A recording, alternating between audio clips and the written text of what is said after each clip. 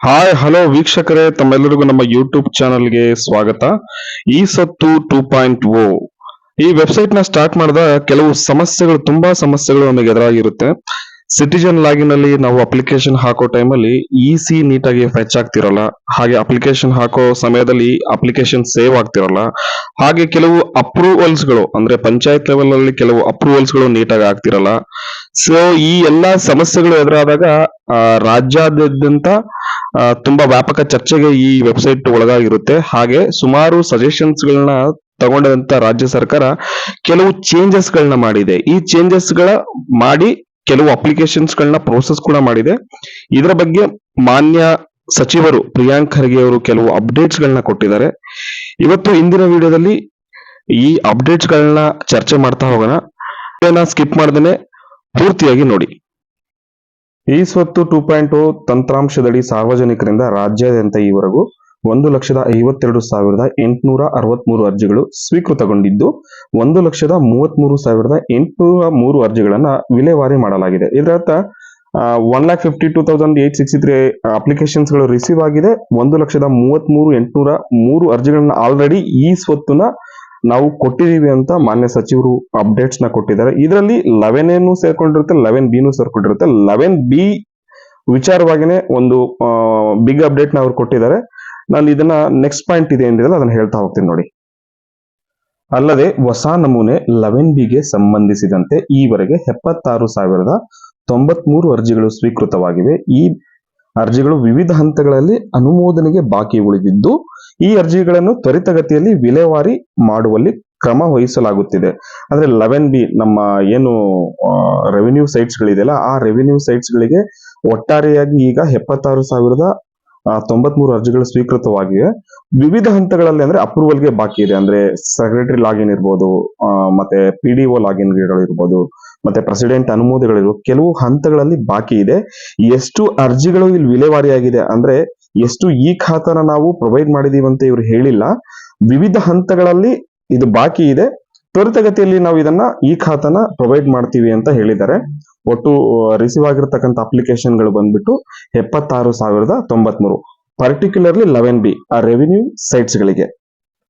ಯಾರೆಲ್ಲ ಇನ್ನು ಈ ಖಾತೆಗಳಿಗೆ ಇನ್ನು ಅಪ್ಲೈ ಮಾಡಿಲ್ವೋ ದಯವಿಟ್ಟು ಬೇಕಾಗಿರ್ತಕ್ಕಂಥ ಡಾಕ್ಯುಮೆಂಟ್ಸ್ ಗಳನ್ನ ತಗೊಂಡು ನೀವು ನಿಮ್ಮ ಸಿಟಿಜನ್ ಲಾಗಿನ್ ಅಲ್ಲಿ ಕೂಡ ಇದನ್ನ ಅಪ್ಲೈ ಮಾಡಬಹುದು, ಅಥವಾ ಡಿಪಾರ್ಟ್ಮೆಂಟಲ್ ಲಾಗಿನ್ ಅಲ್ಲಿ ಕೂಡ ಅಪ್ಲೈ ಮಾಡಬಹುದಾಗುತ್ತೆ. ಸೈಟ್ ಕನ್ವರ್ಷನ್ ಬಗ್ಗೆ ಒಂದು ಅಪ್ಡೇಟ್ ನ ಕೊಟ್ಟಿದ್ದಾರೆ ನೋಡಿ.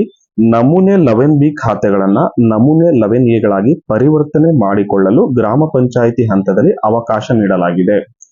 ಅಂದ್ರೆ ಬಿ ಖಾತಾ ಸೈಟ್ ಇಂದ ಎ ಖಾತಾ ಸೈಟ್ ಗಳಾಗಿ ಕನ್ವರ್ಟ್ ಮಾಡ್ಕೋಬಹುದು ಅಂತ ಒಂದು ಅಪ್ಡೇಟ್ ನ ನೀಡಲಾಗಿದೆ. ಇದು ಗ್ರಾಮ ಪಂಚಾಯಿತಿ ಹಂತದಲ್ಲಿ ಮಾತ್ರ ಮಾಡಬಹುದು ಅಂತ ಹೇಳಲಾಗಿದೆ. ನೋಡಿ, ಇಲ್ಲಿ ಒಂದು ವಿಪರ್ಯಾಸ ಏನಂದ್ರೆ ನೋಡಿ, ನಾವು ನಮೂನೆ 11B ಹೊಸ 11B ಸೈಟ್ಸ್ ಗಳಿಗೆ ಈ ಖಾತಾಗಳನ್ನ ತಗೊಳಕ್ಕೆ ನಾವು ಒದ್ದಾಡ್ತಾ ಇದೀವಿ. ಇಂಥ ಹಂತದಲ್ಲಿ ಕನ್ವರ್ಷನ್ ಕೂಡ ಮಾಡ್ಕೊಳ್ಬಹುದು. ಅಂದ್ರೆ ಎಕ್ಸಿಸ್ಟಿಂಗ್ ಇರೋ 11B ಸೈಟ್ಸ್ ಗಳನ್ನ ಕನ್ವರ್ಷನ್ ಕೂಡ 11A ಆಗಿ ಕನ್ವರ್ಷನ್ ಕೂಡ ಮಾಡಬಹುದು ಅಂತ ಅಪ್ಡೇಟ್ ನ ಕೊಟ್ಟಿದ್ದಾರೆ. ಇದು ನೋಡಿ, ಗ್ರಾಮ ಪಂಚಾಯತ್ ಹಂತದಲ್ಲಿ ನೀವು ವಿಚಾರಣೆ ಮಾಡಬೇಕಾಗುತ್ತೆ. ನಿಮ್ಮ ಕಸ್ಟಮರ್ ಲಾಗಿನ್ ಅಲ್ಲಿ ಇದು ಯಾವುದು ಮಾಡೋದಕ್ಕೆ ಆಗೋದಿಲ್ಲ. ಇದಕ್ಕೆ ಬೇಕಾಗಿರ್ತಕ್ಕಂಥ ನೆಸೆಸರಿ ಡಾಕ್ಯುಮೆಂಟ್ಸ್ ಗಳನ್ನ ನೀವು ತಗೊಂಡು ಗ್ರಾಮ ಪಂಚಾಯತಿ ಹಂತದಲ್ಲಿ ವಿಚಾರಣೆ ಮಾಡ್ಕೊಂಡು ನೀವು ಇದನ್ನ ಮಾಡಬೇಕಾಗುತ್ತೆ.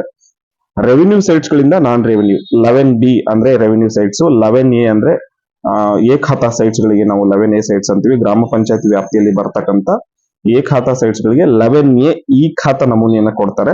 ಇದನ್ನ ನೀವು ಗ್ರಾಮ ಪಂಚಾಯತಿ ವ್ಯಾಪ್ತಿಯಲ್ಲಿ ವಿಚಾರಣೆ ಮಾಡಬೇಕಾಗುತ್ತೆ. ನೀವು ಅಪಾರ್ಟ್ಮೆಂಟ್ಸ್ ಗಳಿಗೆ ಒಂದು ಅಪ್ಡೇಟ್ ನ ಕೊಟ್ಟಿದ್ದಾರೆ ನೋಡಿ.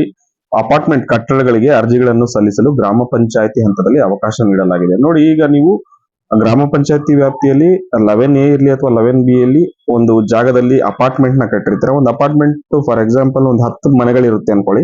ಆ 10 ಮನೆಗಳಿಗೂ ಸಪರೇಟ್ ಈ ಖಾತಾ ಬೇಕಾಗಿರುತ್ತೆ.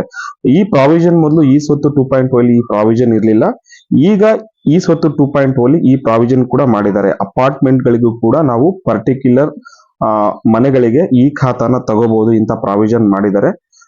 ಇದನ್ನ ನೀವು ಗ್ರಾಮ ಪಂಚಾಯತಿ ವ್ಯಾಪ್ತಿಯಲ್ಲಿ ಹೋಗಿ ವಿಚಾರಣೆ ಮಾಡಬೇಕಾಗುತ್ತೆ. ಇದು ಡಿಪಾರ್ಟ್ಮೆಂಟ್ ಲಾಗಿನ್ ಅಲ್ಲಿ ಮಾಡ್ಕೊಡ್ತಾರೆ, ಕಸ್ಟಮರ್ ಲಾಗಿನ್ ಅಲ್ಲಿ ಇದು ಆಗೋದಿಲ್ಲ. ನೀವು ಅಪಾರ್ಟ್ಮೆಂಟ್ ಗಳಿಗೂ ಕೂಡ ಹೊಸ ಈ ಖಾತಾನ ತಗೋಬಹುದು. ಇದರಲ್ಲಿ ನೀಟಾಗಿ ಮೆನ್ಷನ್ ಮಾಡಿದ್ದಾರೆ. ಇದು ಗ್ರಾಮ ಪಂಚಾಯತಿ ಹಂತದಲ್ಲಿ ಅವಕಾಶ ನೀಡಿರ್ತಾರೆ. ಇದು ಗ್ರಾಮ ಪಂಚಾಯತಿಯಲ್ಲಿ ನೀವು ಹೋಗಿ ವಿಚಾರಣೆ ಮಾಡಿ ಇದನ್ನ ಪಡ್ಕೋಬಹುದಾಗುತ್ತೆ.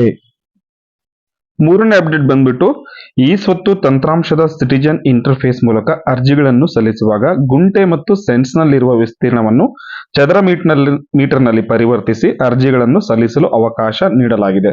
ಮೊದಲು ನಾವು ಸಿಟಿಜನ್ ಲಾಗಿನ್ ಅಲ್ಲಿ ಏನ್ ಸಲ್ಲಿಸ್ತಾ ಇದ್ವಲ್ಲ, ಕೆಲವೊಂದು ಸೈಟ್ಸ್ ಗಳು ಬಂದ್ಬಿಟ್ಟು ಗುಂಟೆ ಲೆಕ್ಕದಲ್ಲಿ ಇರುತ್ತೆ, ಸೆಂಟ್ ಲೆಕ್ಕದಲ್ಲಿ ಇರುತ್ತೆ. ಅದನ್ನ ಕನ್ವರ್ಷನ್ ಮಾಡಬೇಕಾಗುತ್ತೆ, ಅಂದ್ರೆ ಚದರ ಮೀಟರ್ ಅಲ್ಲಿ ಕನ್ವರ್ಷನ್ ಮಾಡಬೇಕಾಗುತ್ತೆ. ಆ ಅವಕಾಶ ಮೊದಲಿರ್ಲಿಲ್ಲ, ಈ ಅವಕಾಶನ ಕೂಡ ಈಗ ಮಾಡಿಕೊಟ್ಟಿದ್ದಾರೆ. ನಾಲ್ಕನೇ ಅಪ್ಡೇಟ್ ಬಂದ್ಬಿಟ್ಟು ಈ ಸ್ವತ್ತು ತಂತ್ರಾಂಶದ ಸಿಟಿಜನ್ ಇಂಟರ್ಫೇಸ್ ಮೂಲಕ ಅರ್ಜಿಗಳನ್ನು ಋಣಭಾರ ಪ್ರಮಾಣ ಪತ್ರಗಳನ್ನು ಸಲ್ಲಿಸಲು ಉಂಟಾಗುತ್ತಿದ್ದ ತಾಂತ್ರಿಕ ಸಮಸ್ಯೆಗಳನ್ನು ಬಗೆಹರಿಸಲಾಗಿದೆ. ನಾವು ಸಿಟಿಜನ್ ಇಂಟರ್ಫೇಸ್ ಅಲ್ಲಿ ಏನು ನಾವು ಇಸಿ ಸೈಟ್ ಮೇಲೆ ಏನು ಯಾವುದೇ ಆದಂತ ಯಾವುದೇ ಋಣಭಾರಗಳನ್ನ ಇಸಿ ಪತ್ರ ಸಲ್ಲಿಸಬೇಕಾದ್ರೆ ಏನ್ ಟೆಕ್ನಿಕಲ್ ಗ್ಲಿಚಸ್ ಆಗ್ತಿತ್ತಲ್ಲ, ಅದನ್ನು ಕೂಡ ಪರಿಹಾರ ಮಾಡಲಾಗಿದೆ ಅಂತ ಮಾನ್ಯ ಸಚಿವರು ಅಪ್ಡೇಟ್ ನ ಕೊಟ್ಟಿರ್ತಾರೆ. ಮತ್ತೆ ಐದನೇ ಅಪ್ಡೇಟ್ ಬಂದ್ಬಿಟ್ಟು ಈ ಸ್ವತ್ತು ತಂತ್ರಾಂಶದ ಸಿಟಿಜನ್ ಇಂಟರ್ಫೇಸ್ ಮೂಲಕ ಅರ್ಜಿಗಳನ್ನು ಸೇವ್ ಮಾಡಲು ಉಂಟಾಗುತ್ತಿದ್ದ ತಾಂತ್ರಿಕ ಸಮಸ್ಯೆಗಳನ್ನು ಬಗೆಹರಿಸಲಾಗಿದೆ. ಈಗ ನಾವು ಅಪ್ಲಿಕೇಶನ್ ಹಾಕ್ಬಿಟ್ಟು ಸೇವ್ ಮಾಡ್ಲೇಬೇಕಲ್ಲ, ಆ ಸೇವ್ ಆಗ್ತಾ ಇರಲಿಲ್ಲ ನಮ್ಮ ಅಪ್ಲಿಕೇಶನ್ಗಳು, ಅದಕ್ಕೂ ಕೂಡ ಪರಿಹಾರನ ಒದಗಿಸಿದ್ದಾರೆ ಅಂತ ಮಾನ್ಯ ಸಚಿವರು ಅಪ್ಡೇಟ್ ಕೊಟ್ಟಿರ್ತಾರೆ. ಆರನೇ ಅಪ್ಡೇಟ್ ಬಂದು ಈ ಸ್ವತ್ತು ತಂತ್ರಾಂಶದ ಸಿಟಿಜನ್ ಇಂಟರ್ಫೇಸ್ ಮೂಲಕ ಈ ಖಾತಾಗಳನ್ನು ಡೌನ್ಲೋಡ್ ಮಾಡಿಕೊಳ್ಳಲು ಇದ್ದ ತಾಂತ್ರಿಕ ಸಮಸ್ಯೆಗಳನ್ನು ಬಗೆಹರಿಸಲಾಗಿದೆ. ನಾವೊಂದ್ಸರಿ ಈ ಖಾತಾ ಫುಲ್ ಅಪ್ರೂವಲ್ ಆಯ್ತು ಅಂದ್ರೆ ಸ್ಟೇಜ್ ಬೈ ಸ್ಟೇಜ್ ಅಪ್ರೂವಲ್ ಆದ್ಮೇಲೆ ನಾವು ನಮ್ಮ ಸಿಟಿಜನ್ ಇಂಟರ್ಫೇಸ್ ಮುಖಾಂತರನೇ ಈ ಖಾತಾಗಳನ್ನ ಡೌನ್ಲೋಡ್ ಮಾಡ್ಕೊಳ್ಳಕ್ಕೆ ಮೊದಲು ನಮಗೆ ಟೆಕ್ನಿಕಲ್ ಗ್ಲಿಚಸ್ ಆಗ್ತಾ ಇತ್ತು, ಆ ಟೆಕ್ನಿಕಲ್ ಗ್ಲಿಚಸ್ ನ ಕೂಡ ಈಗ ಬಗೆಹರಿಸಿರ್ತಾರೆ.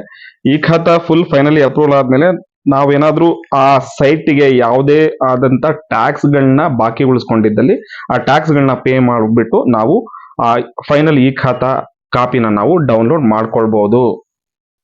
ಸೆವೆಂತ್ ಪಾಯಿಂಟ್ ಇದೆಲ್ಲ, ಇದು ಮೇಜರ್ ಇಶ್ಯೂ ಇತ್ತು ನೋಡಿ. ನೀವು ಯಾವುದೇ ಒಂದು ಬಿ ಖಾತಾ ಸೈಟ್ಸ್ ಗಳಲ್ಲಿ ಮನೆ ಕಟ್ಟಿರ್ತೀವಿ ಅಂದ್ರೆ ಆ ಮನೆಗೆ ಒಂದು ಎಲೆಕ್ಟ್ರಿಸಿಟಿ ಕನೆಕ್ಷನ್ ಅಂತ ಕೊಟ್ಟಿರ್ತಾರೆ. ಆ ಎಲೆಕ್ಟ್ರಿಸಿಟಿ ಕನೆಕ್ಷನ್ ಗೆ ಅಕೌಂಟ್ ಐಡಿ ಅಂತ ಇರುತ್ತೆ. ನಾವು ಡ್ಯೂರಿಂಗ್ ಸಿಟಿಜನ್ ಇಂಟರ್ಫೇಸ್ ಅಲ್ಲಿ ಅಪ್ಲಿಕೇಶನ್ ಹಾಕೋ ಟೈಮ್ ಅಲ್ಲಿ ಆ ಅಕೌಂಟ್ ಐಡಿನ ನಾವು ಎಂಟರ್ ಮಾಡಿದ ಕೂಡಲೇ ಆ ಓನ್ ಡೀಟೇಲ್ಸ್ ನ ಫೆಚ್ ಆಗುತ್ತೆ. ಆ ಓನರ್ಸ್ ಡೀಟೇಲ್ಸ್ ಫೆಚ್ ಆಗ್ತಿರಲ್ಲ. ಯಾವುದು ನೀವು ಈಗ ಬೆಂಗಳೂರು ವ್ಯಾಪ್ತಿಲಿ ಇರ್ತೀರಾ ಅಂದ್ರೆ ಬೆಸ್ಕಾಂ ಡೀಟೇಲ್ಸ್ ಫೆಚ್ ಆಗುತ್ತೆ, ಮಂಗಳೂರು ವ್ಯಾಪ್ತಿಲಿ ಇರ್ತೀರಾ ಅಂದ್ರೆ ಮೆಸ್ಕಾಂ ಡೀಟೇಲ್ಸ್ ಫೆಚ್ ಆಗುತ್ತೆ. ಆ ಡೀಟೇಲ್ಸ್ ಫೆಚ್ ಆಗ್ತಿರಲ್ಲ, ಈಗ ಅದನ್ನು ಕೂಡ ಸಾಲ್ವ್ ಮಾಡಿದ್ದಾರೆ. ಬರೀ ಅಕೌಂಟ್ ಐಡಿ ಹಾಕಿದ್ರೆ ಆಯ್ತು, ನಿಮ್ಮ ಡೀಟೇಲ್ಸ್ ಈಗ ಪ್ರೆಸೆಂಟ್ ಯಾರ ಹೆಸರು ಮೇಲೆ ಇದೆಯಲ್ಲ ಅದೆಲ್ಲ ಫೆಚ್ ಆಗ್ತಾ ಇದೆ.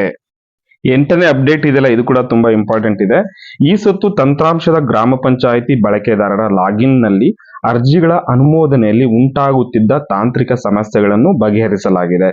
ನಾವು ಹೊಸ 11B ಈ ಖಾತೆಗೆ ಅಪ್ಲಿಕೇಶನ್ ಹಾಕಿದ ಮೇಲೆ ಫಸ್ಟ್ ಅದು ಸೆಕ್ರೆಟರಿ ಇನ್ಬಾಕ್ಸ್ ಹೋಗುತ್ತೆ. ನೆಕ್ಸ್ಟ್ ಸೆಕ್ರೆಟರಿ ಅನುಮೋದನೆ ಅಪ್ರೂವಲ್ ಸಿಕ್ಕ ಮೇಲೆ PDO ಇನ್ಬಾಕ್ಸ್ ಹೋಗುತ್ತೆ. ನೆಕ್ಸ್ಟ್ ಹೀಗೆ ಹೋಗ್ತಾ ಹೋಗುತ್ತೆ. ಬಟ್ ಇಲ್ಲಿ ಏನ್ ಪ್ರಾಬ್ಲಮ್ ಆಗ್ತಿತ್ತಂದ್ರೆ, ನಾವು ಅಪ್ಲಿಕೇಶನ್ ಹಾಕಿದ ಮೇಲೆ ಫಸ್ಟ್ ಸೆಕ್ರೆಟರಿ ಇನ್ಬಾಕ್ಸ್ ಗೆ ಹೋಗ್ತಾ ಇರಲಿಲ್ಲ. ಇನ್ ಕೇಸ್ ಸೆಕ್ರೆಟರಿ ಇನ್ಬಾಕ್ಸ್ ಹೋಗಿ ಅವ್ರ ಅಪ್ರೂವಲ್ ಕೊಟ್ಟ ಮೇಲೆ PDO ಇನ್ಬಾಕ್ಸ್ ಕೂಡ ಹೋಗ್ತಾ ಇರಲ್ಲ. ಈ ತರ ಸಮಸ್ಯೆಗಳನ್ನ ಎದುರಿಸ್ತಿರ್ತಾರೆ ಗ್ರಾಮ ಪಂಚಾಯತಿ ಬಳಕೆದಾರರ ಲಾಗಿನ್ ಅಲ್ಲಿ. ಈ ತರ ಸಮಸ್ಯೆಗಳನ್ನ ಮುಂಚೆ ಎದುರಿಸ್ತಾ ಇದ್ರು, ಈಗ ಆ ಸಮಸ್ಯೆಗಳನ್ನ ಕೂಡ ಬಗೆಹರಿಸಿದ್ದಾರೆ ಅಂತ ಒಂದು ಅಪ್ಡೇಟ್ ಸಿಕ್ಕಿದೆ. ಕೊನೆಯದಾಗಿ ಹೊಸದಾಗಿ ಅನುಮೋದನೆಗೊಂಡಿರುವ ಆಸ್ತಿಗಳಿಗೆ ತಿದ್ದುಪಡಿ ಮಾಡುವ ಅವಕಾಶ ಮತ್ತೆ ನೋಂದಣಿ ಹಾಗೂ ಮುದ್ರಾಂಕ ಇಲಾಖೆಯ ಮಾರ್ಗಸೂಚಿ ದರವನ್ನು ಈ ಸ್ವತ್ತು ತಂತ್ರಾಂಶದೊಂದಿಗೆ ಸಂಯೋಜನೆ ಮಾಡುವ ಕಾರ್ಯವನ್ನು ಮುಂದಿನ ದಿನಗಳೊಳಗೆ ಅದನ್ನ ಮಾಡ್ತೀವಿ ಅಂತ ಹೇಳಿದ್ದಾರೆ. ಹಾಗೆ ಈ ಸ್ವತ್ತು ತಂತ್ರಾಂಶದ ಬಳಕೆದಾರರಾಗಿರಲಿ ಕೆಲವು ಸಣ್ಣ ಪುಟ್ಟ ತಾಂತ್ರಿಕ ಸಮಸ್ಯೆಗಳು ಇನ್ನೂ ಇತ್ತು ಅಂದ್ರೆ ಅದನ್ನು ತ್ವರಿತವಾಗಿ ಬಗೆಹರಿಸಲಾಗುವುದು ಅಂತ ಹೇಳಿದ್ದಾರೆ. ಸಾರ್ವಜನಿಕರು ಈ ಸ್ವತ್ತು ಅರ್ಜಿ ಸಲ್ಲಿಕೆ ವೇಳೆ ಯಾವುದೇ ಟೆಕ್ನಿಕಲ್ ಎರರ್ಸ್ ಕಂಡು ಬಂದಲ್ಲಿ ನೀವು ರಾಜ್ಯ ಸಹಾಯವಾಣಿ ಸಂಖ್ಯೆಯಲ್ಲಿ ಮೆನ್ಷನ್ ಮಾಡಿದ್ರಲ್ಲ, ಅದಕ್ಕೆ ನೀವು ಸಂಪರ್ಕ ಮಾಡಬಹುದು. ಹಾಗೆ ಜಿಲ್ಲಾ ಮಟ್ಟದಲ್ಲಿ ಕೆಲವು ಸಹಾಯವಾಣಿಗಳ ಸಂಖ್ಯೆಗಳ ವಿವರಗಳನ್ನ ಕೊಟ್ಟಿದ್ದಾರೆ. ಆ ಲಿಂಕ್ ನಾನು ಲಿಂಕ್ ಡಿಸ್ಕ್ರಿಪ್ಷನ್ ಅಲ್ಲಿ ಹಾಕಿರ್ತೀನಿ. ಈ ವಿಡಿಯೋ ನಿಮಗೆ ಇಷ್ಟ ಆಗಿದ್ದಲ್ಲಿ ಹೆಚ್ಚಿನ ಸಂಖ್ಯೆಯಲ್ಲಿ ಲೈಕ್, ಶೇರ್, ಕಮೆಂಟ್ ಮಾಡಿ. ಧನ್ಯವಾದಗಳು.